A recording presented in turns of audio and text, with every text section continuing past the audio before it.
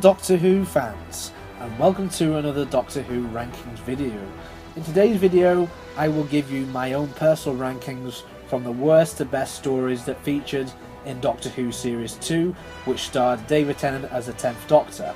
If you've watched my personal rankings of worst to best Series 1 episodes, then you will know that for this list, that multi-part stories will be ranked as one entry rather than separate entries, as to me they are the same stories.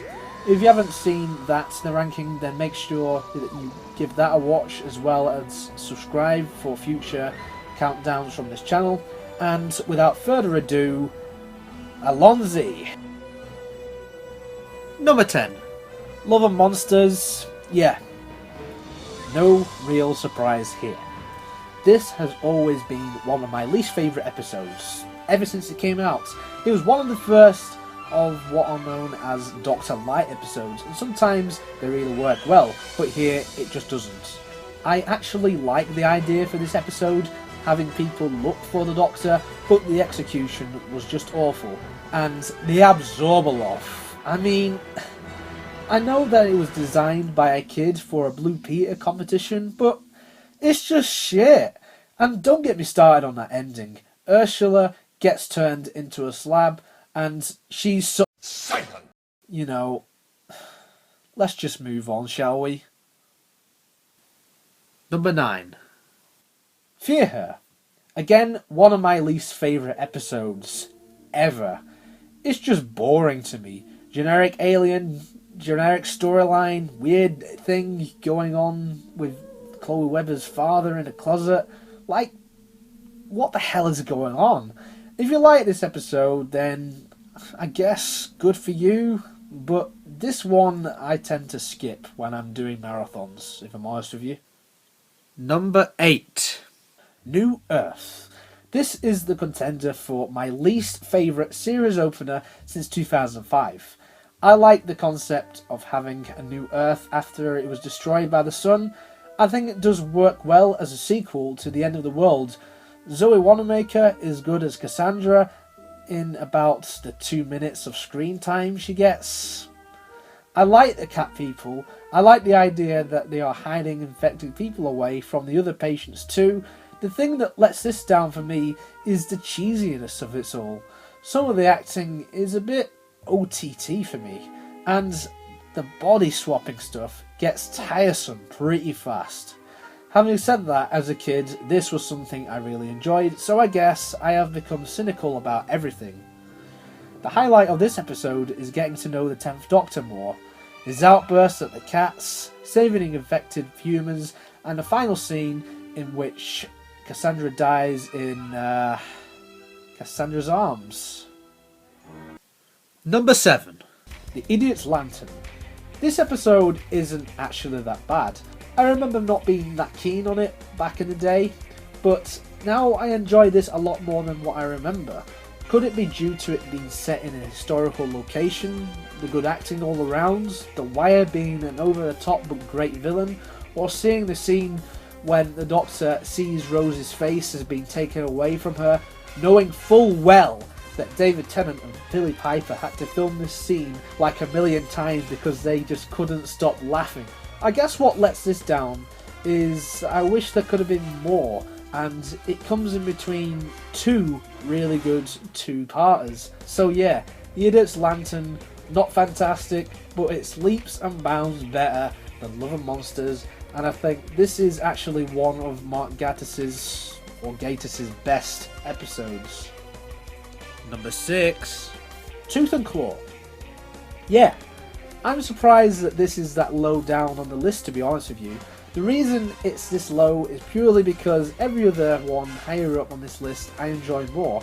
But that's not to say that this is bad in any way, because I don't think it is. I think the CGI on the wolf has aged a bit since broadcast, but that's to be expected. I think that it's really impressive that the Mill managed to do this with the special effects back in 2006. I really like the monks. Pauline Collins is great as Queen Victoria, and I love the running gag of Rose trying to get her to say, "We are not amused." I think this is underrated, and people should really check this out along with The Idiot's Lantern. Number 5. Rise of the Cybermen and The Age of Steel. This was the two-parter what introduced me to the Cybermen for the first time.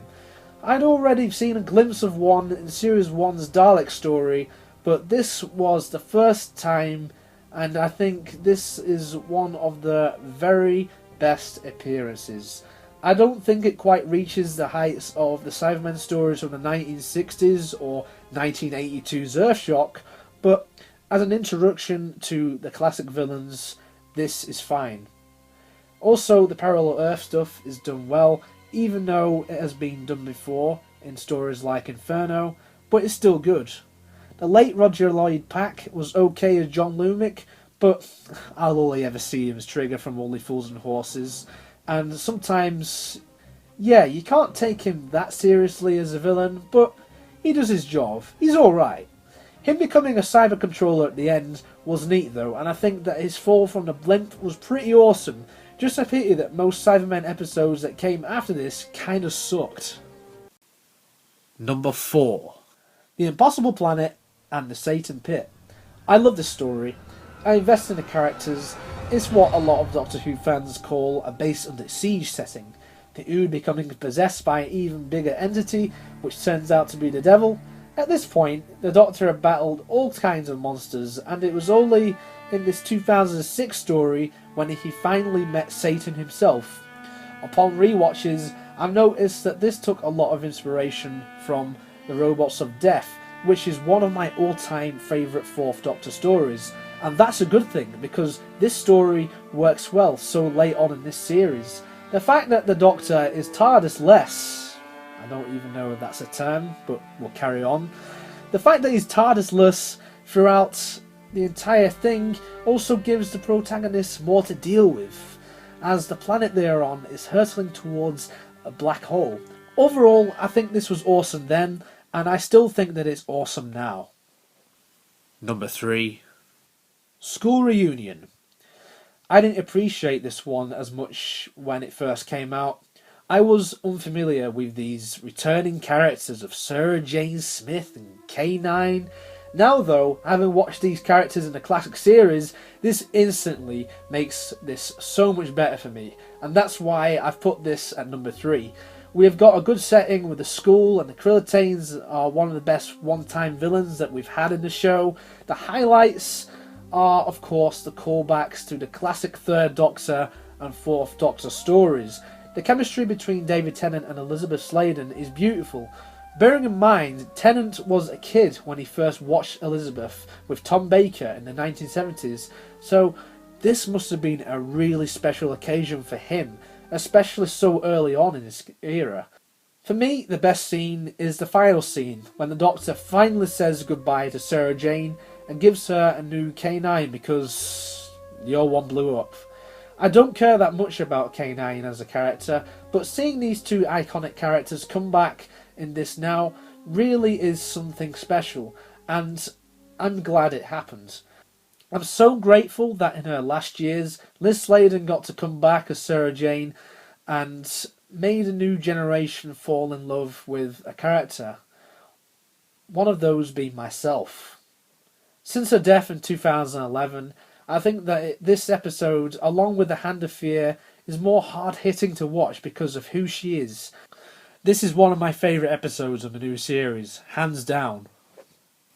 Number 2. The Girl in the Fireplace. Lots of people like this episode and would have it down as number 1, and for a good reason too. However, I'm putting this at number 2, mainly due to personal preference of what I've chosen for the number 1 spot.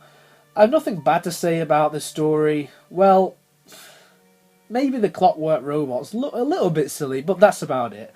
It makes this story both a historical and futuristic one at the same time, and that doesn't happen very often in Doctor Who. By this point, David Tennant, I feel, have found his stride as a 10th Doctor. Rose and Mickey take a backseat role in this. Sophia Myles plays Madame de Pompadour, who turns out to be a surprising love interest for the 10th Doctor. The best moment of this is easily the last 10 to 5 minutes. When I first watched this as an 11-year-old, it hit me hard, and it's still hard hitting even now. It is one of the most powerful endings to a Doctor Who episode ever. Personally, though, I think that this story is just a little bit overrated, but it's still a very good episode nonetheless, written by Stephen Moffat, something that only happened occasionally with his stories once he became showrunner a few years later. Sorry Stephen, but it had to be said. And number 1 is Army of Ghosts and Doomsday. The Daleks versus the Cybermen. Tick. Rose's departure. Tick. Torchwood. Tick. I think this was one of the best finales that the show has had to offer. The twist that both the Cybermen and the Daleks fighting each other was great. All the casts are great. I think that the final scene is easily one of the most talked about exits from Doctor Who ever, and for good reasons. Some would prefer this story and some would prefer The Girl in the Fireplace. It doesn't really matter either way. Personally, I prefer this two-parter, and that's why I ended up putting this at number 1. The only thing that I don't really like about this story is that the Cybermen get their asses handed to them by the Daleks, and they became a bit of a joke for a while after this aired. Overall, I think that this is the best story of Series 2. Have a different opinion? I'd love to hear. Comment below and tell me what your least favourite to favourite Series 2 stories are. Make sure to subscribe and stay tuned for more Doctor Who rankings.